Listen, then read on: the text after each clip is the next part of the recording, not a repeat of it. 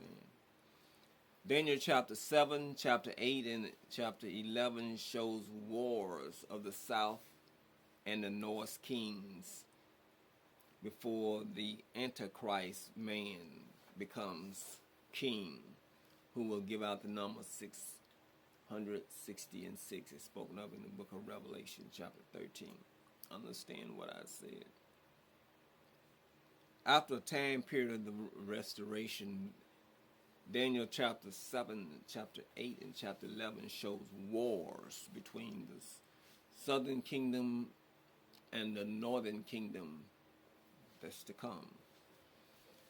Those kings will war until the Antichrist comes king, and then he will fight in the latter part before he give out the number 600.